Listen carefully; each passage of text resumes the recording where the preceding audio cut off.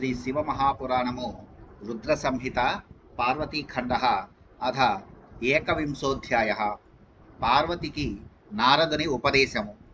నారదౌ వాచ విధేతాత మహాప్రాజ్ఞ విష్ణు శిష్య త్రిలోకకృత్ అద్భుతేయం కథా ప్రోక్త శంకరస్య మహాత్మనః భస్మీభూతే స్మరే శంభో తృతీయ నయనాగ్నిన తస్మిన్ ప్రవిష్టే జలధౌ వతత్వం కిమభూత్తతః కిం చకార తతో దేవి పార్వతీ కుధరాత్మజ గతాకుత్ర సఖీభ్యాం సా తద్వదాద్య దయానిధే. నారదుడిట్లు పలిగెను, ఓ విధి తండ్రి, నీవు మహాబుద్ధిశాలివి, విష్ణు శిష్యుడవు, ముల్లోకములను నీవు సృష్టించినావు. శంకర మహాత్ముని ఈ అద్భుతమగు గాథను చెప్పితివి. శంభుని మూడవ నేత్రము నుండి పుట్టిన అగ్నిచే మన్మధుడు భస్మము కాగా ఆ అగ్ని సముద్రములో ప్రవేశించగా తరువాత ఏమి జరిగినదో నీవు చెప్పుము. హిమవత్ పుత్రికయగు పార్వతీదేవి అప్పుడేమి చేసెను? ఆమె సఖురాన్నిద్దరితో గుడి అచటకు వెళ్ళెను. ఓ దయానిధి, ఇప్పుడు ఆ వృత్తాంతమును చెప్పుము. బ్రహ్మోవాచ శృణుతాత మహాప్రాజ్ఞ చరితం శశిమౌళినః మహోచ్చకారకస్త్యైవ స్వామినో మమచాదరాత్ అదహత్ శంభునేత్రోద్భవో భవో హి మదనం శుచిః మహాశబ్దోద్భుతో భూద్వై ఏనాకాశ ప్రపూరితః తేన శబ్దేన మహాత కామం దగ్ధం సమీక్ష్య చ సఖీభ్యాం సహాభీత సా స్వగృహమాకులా తేన శబ్దేన హిమవాన్ పరివార సమన్వితః విస్మితో భూదతి క్లిష్టిసుతాం స్మృత్వా గతాం తతః. బ్రహ్మ ఇట్లు పలికెను, వత్స, నీవు మహాబుద్ధిశాలివి. నేను గొప్ప లీలాకరుడగు చంద్రశేఖర స్వామి చరితమును వర్ణించెదను, నీవు ఆదరముతో వినుము. శంభుని కంటి నుండి బయలువెడలిన అగ్ని మన్మధుని దహించి వేసినది గదా. దాని ప్రభావముచే అద్భుతముగు మహాశబ్దము పుట్టి ఆకాశము నిండిపోయెను.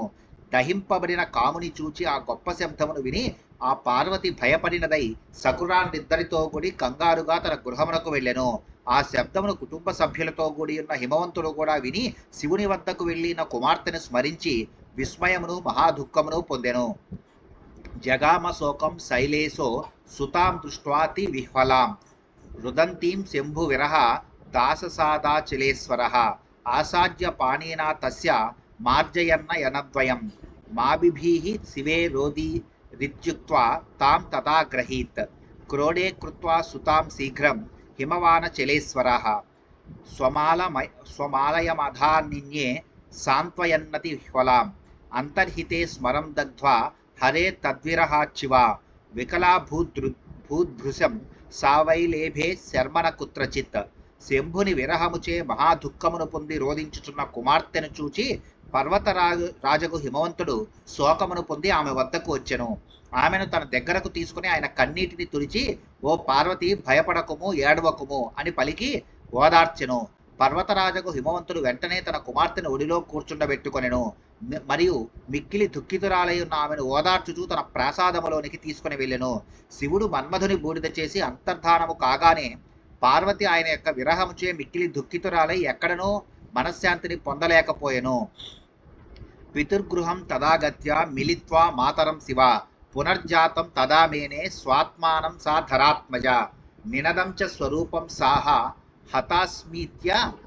హతాస్మీత్యథాబ్రవీత్ సఖీభిర్బోధితా చాపి న బుబోధ గిరీంద్రజ స్వపతి చ పిబంతి చ సా స్నాతి గచ్చతి శివ తిష్టతి చ సఖీ మధ్యేన కించిత్ సుఖమాపః దిక్ స్వరూపం మదీయం చ తథా జన్మ చ కర్మ చ ఇది బ్రువంతి సతతం స్మరంతి హరచేష్టితం. ఆ పార్వతి తండ్రి గృహమును చేరిన తరువాత తల్లిని కలుసుకొనెను. అప్పుడు ఆమెకు తాను పునర్జన్మను పొందినట్లు భాషించెను. మరియు ఆమె తన రూపమును నిందించుకొని అయ్యో హతురాలనైతిని అని దుఃఖించెను. సకురాండ్రు ఆమెను ఓదార్చిరి, అయినను ఆమెకు దుఃఖ విముక్తి కలుగలేదు. ఆ పార్వతి నిద్రించుచున్నప్పుడు గాని, నీటిని త్రాగుచున్నప్పుడు గాని, స్నానము చేయుచున్నప్పుడు గాని, ఇటునటు నడుచుచున్నప్పుడు గాని, సకురాండ్ర మధ్యలోనున్నప్పుడు గాని లేసమైనను సుఖమును పొందలేకపోయెను. నా రూపము మరియు కర్మ నిందింపదగినవి అని పలుకుచూ ఆమె సర్వదా శివుని చేష్టలను స్మరింపజొచ్చెను.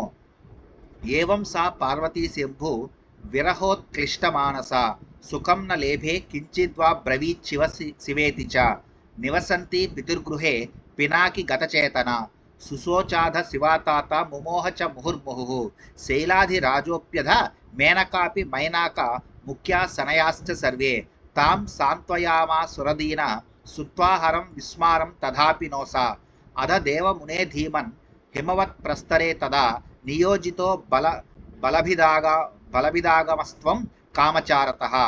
ఈ తీరున శంభుని విరహముచే గొప్ప క్లేశమును పొందిన మనస్సు గల పార్వతి లేశమైనను సుఖమును పొందజాలక శివ శివ అని పలుకదొచ్చెను. వత్స, ఆ పార్వతి తండ్రి గారి ఇంటి వద్ద ఉన్నను ఆమె మనస్సు శివునిపై నుండెను. ఆమె తీవ్రమగు దుఃఖము గలదై అనేక పర్యాయములు స్పృహను కోల్పోయెను. దైన్యము నెరుంగని దృఢచిత్తులైన హిమవంతుడు, మేనక మరియు మైనాకుడు హిమవత్ పుత్రులందరూ ఆమెను ఓదార్చిరి. కానీ ఆమె శివుని మరువలేకపోయెను. ఓ దేవర్షి, ఓ బుద్ధిశాలి, అప్పుడు నీవు యథేచ్ఛగా సంచరించుచున్నవాడవై ఇంద్రునిచే నియోగింపబడి హిమవత్ పర్వతమునకు విచ్చేసితివి. తతస్త్వం పూజితస్తేన భూధరేణ మహాత్మన కుశలం పుష్టవాంస్తం వై తదావిష్టో వరాసనే.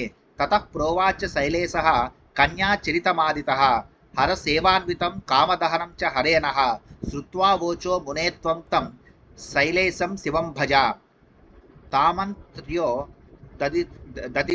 దదితిష్ట స్త్వం సంస్మృత్య మనసా శివం తం సముత్సృజ్య రహసి కాళీం తమాగమం స్త్వరా లోకోపకారో జ్ఞానీత్వం మునే శివవల్లభ.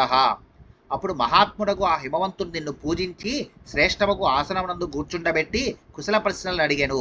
పార్వతి ప్రారంభము నుండి శివుని సేవలో లగ్నమై ఉండుట, శివుడు మన్మధుని దహించుట మొదలగు వృత్తాంతమును హిమవంతుడు ఆ తరువాత నీకు వివరించెను. ఓ మహర్షి, నీవు ఆ మాటలను విని హిమవంతునితో శివుని సేవింపుము అని బోధించి మనస్సులో శివుని స్మరిస్తూ లేచి వచ్చితివి. ఓ మహర్షి, లోకములకు ఉపకారమును చేయునట్టియు శివునకు ప్రీతిపాత్రుడవైనట్టియు జ్ఞానియగు నీవు హిమవంతుని విడిచిపెట్టి వెంటనే ఏకాంతములో పార్వతిని కలుసుకొంటివి. ఆసాధ్య కాళీం సంబోధ్య తద్దితే స్థిత ఆదరాత్ అవోచస్త్వం వచస్తథ్యం సర్వేషాం జ్ఞానినాం వరహ. జ్ఞానులందరిలో శ్రేష్ఠుడవగు నీవు పార్వతీదేవి యొక్క హితమును కోరి ఆమెను ఆదరముతో సమీపించి సంబోధించి సత్యమును ఇట్లు పలికితివి. నారద ఉవాచ, శృణుకాళి వచోమేహి సత్యం వచ్మి దయారతః సర్వదా తే హితకరం నిర్వికారం సుకామదం సేవితశ్చ మహాదేవస్త్వయేహ తపసా వినా గర్వవత్యా యదధ్వంసీధి దీనానుగ్రహకారకః విరక్తశ్చ సతే స్వామి మహాయోగి మహేశ్వరః విసృష్టవాన్ స్మరం దగ్ధ్వా త్వాం శివే భక్తవత్సలః తస్మాత్త్వం సుతపోయుక్త చిరమారాధయేశ్వరం తపసా సంస్కృతాం రుద్రస్స ద్వితీయాం కరిష్యతి. నారదుడిట్లు పలికెను, ఓ పార్వతి, నా మాటను వినుము. దయామయుడనగు నేను నీకు అన్ని విధములుగా హితమును చేకూర్చున్నది, రాగద్వేషాది దోషములు లేనిది, కోర్కెల నీడేర్చున్నది అగు సత్యమును చెప్పెదను. దీనులను అనుగ్రహించే మహాదేవుని నీవిచట సేవించి ఉంటివి, కానీ నీవు తపస్సును చేయలేదు మరియు గర్వమును కలిగి ఉంటివి, దానితో సర్వము ధ్వంసమాయను. ఓ పార్వతి, విరాగి మహాయోగి భక్తవత్సలుడు నాకు మహేశ్వర ప్రభుడు మన్మధుని దహించి నిన్ను విడిచిపెట్టి వెళ్ళినాడు. కావున నీవు చిరకాలము గొప్ప తపస్సును చేసి ఈశ్వరుని ఆరాధించుము. తపస్సుచే పవిత్రురాలవగు నిన్ను ఆయన తన భార్యగా స్వీకరించగలడు. త్వం చాపి శంకరం శంభుం న త్యక్ష్యసి కదాచన నాణ్యం పతిం హఠాత్ దేవి గ్రహీష్యసి శివాదృతే ఇత్యాకర్ణ్య వచస్తేహి మునేసా భూధరాత్మజ కించిదుచ్ఛ్వసితాకాళి ప్రాహత్వాం సాంజలిర్ముదా. నీవు ఏనాడైనను శివశంకరుని వీడి ఉండవు. ఓ దేవి, నీవు శివుడు తక్క మరి ఒకరిని హఠాత్తుగా భర్తను స్వీకరించుట జరగబోదు. ఓ మహర్షి, హిమవత్ పుత్రికయకు ఆ పార్వతి నీ ఈ మాటలను విని చిన్న నిట్టూర్పును విడిచి ఆనందముతో చేతులెత్తి నమస్కరించి ఇట్లనెను. శివోవాచ, త్వంతు సర్వజ్ఞ జగతాముపకారకర ప్రభో రుద్రస్యారాధనార్థాయ మంత్రం దేహి మునేహి మే నా సిద్ధ్యతి క్రియా కాపి సర్వేషాం సద్గురుం వినా మయా శృతా పురా సత్యం శృతిరేషా సనాతని. పార్వతి ఇట్లు పలికెను, హే ప్రభో, నీవు సర్వజ్ఞుడవు, జగత్తులకు ఉపకారమును చేయువాడవు. ఓ మహర్షి, నేను రుద్రుని ఆరాధించుట కొరకై నాకు ఒక మంత్రము నిమ్ము. ఎవ్వరికైనను సద్గురువు లేనిదే పుణ్యకర్మలేవియూ సిద్ధించవని నేను పూర్వము వినియున్నాను. సనాతనమగు వేదము ఈ సత్యమును చెప్పుచున్నది. బ్రహ్మవాచ, ఇది శ్రుత్వా వచస్తస్యాః పార్వత్యా మునిసత్తమ పంచాక్షరం శంభుమంత్రం విధిపూర్వ ముపాదిశః అవోచశ్చ వచస్తాం త్వం శ్రద్ధముత్పాదయన్ మునే ప్రభావం మంత్రరాజస్య తస్య సర్వాధికం మునే. బ్రహ్మ ఇట్లు పలికెను, ఓ మహర్షి, ఆ పార్వతి యొక్క ఇట్టి పలుకులను విని నీవు శివ పంచాక్షరి మంత్రమును ఆమెకు యథావిధిగా ఉపదేశించితివి. ఓ ముని, నీవు ఆమెకు మరియు నీవు ఆమెకు ఆ మహామంత్రం యొక్క సర్వశ్రేష్టమకు మహిమను చెప్పి ఆమె ఎందు దానిపై శ్రద్ధను కలిగించితివి. నారద ఉవాచ శృణుదేవి మనోరస్య ప్రభావం పరమాద్భుతం యస్య శ్రవణమాత్రేణ శంకర సుప్రసీదతి మంత్రోయం సర్వమంత్రానామధిరాజశ్చ కామదః భుక్తిముక్తి ప్రదోత్యంతం శంకరస్య మహాప్రియః సుభగే ఏన జప్తేన విధినా సంయోరాదృతాం ఆరాధితస్తే ప్రత్యక్షో భవిష్యతి శివోధ్రువం చింతయంతి చ తద్రూపం నియమస్థా సరాక్షరం జపమంత్రం శివేత్వం హి సంతుష్యతి శివోద్ధృతం ఏవం కురు తపస్సాధ్వి తపస్సాధ్యో మహేశ్వరః తపస్యేవ ఫలం సర్వైః ప్రాప్యతే నాణ్యథా క్వచిత్. నారదుడిట్లు పలికెను, ఓ దేవి, ఈ మంత్రం యొక్క పరమాశ్చర్యకరమకు మహిమను వినుము. శంకరుడి మంత్రమును విన్నంత మాత్రాన మిక్కిలి ప్రసన్నుడగును. శంకరునకు అత్యంత ప్రీతిపాత్రముకు ఈ మంత్రము మంత్రములోకెల్లా గొప్పది. కోర్కెలను భక్తిని ముక్తిని ఇచ్చునది. ఓ సుందరి, నీవు యథావిధిగా దీనిని జపించుము, శివుని ఆరాధించుము. శివుడు శీఘ్రముగానే నీకు ప్రత్యక్షము కాగలడు, ఇది నిశ్చయము. ఓ పార్వతి, నీవు నియమములను పాటిస్తూ శివుని రూపమును స్మరిస్తూ ఈ పంచాక్షరీ మంత్రమును జపించుము. శివుడు శీఘ్రమే నీ యందు ప్రసన్నుడు కాగలడు. ఓ సాధ్వి, నీవి తీరిన తపస్సును చేయము. మహేశ్వరుడు తపస్సుచే ప్రసన్నుడగును. సర్వప్రాణులు తపస్సు చేతనే ఫలమును పొందును. మరి ఒక ఉపాయము లేదు. బ్రహ్మోవాచ ఏవముక్త్వా తదాకాలీం నారదత్వం శివప్రియః యాదృచ్ఛికోగమస్త్వం తు స్వర్గం దేవహితేరతః పార్వతీ చ తదా శ్రుత్వా వచనం తవ నారద సుప్రసన్నా తదా ప్రాప పంచాక్షర మనుత్తమం. ఓ బ్రహ్మ ఇట్లు పలికెను, ఓ నారద, శివునకు ఇష్టడవగు నీవు అప్పుడు ఆ పార్వతితో ఇట్లు పలికి దేవతలకు హితమును చేయగోరి యథేచ్ఛగా స్వర్గమునకు వెళ్ళి ఉంటివి. ఓ నారద, అప్పుడు ఆ పార్వతిని మాటలను విని మిక్కిలి ప్రసన్నురాలై సర్వశ్రేష్టముకు పంచాక్షరీ మంత్రమును చేపట్టెను. ఇది శ్రీ శివమహాపురాణే రుద్ర సంహితాయాం పార్వతీఖండే నారదోపదేశో నామ ఏకవింశోధ్యాయః. శ్రీ శివమహాపురాణములోని రుద్ర సంహిత ఎందలి పార్వతీఖండలో నారదోపదేశమనే 21వ అధ్యాయము ముగిసినది.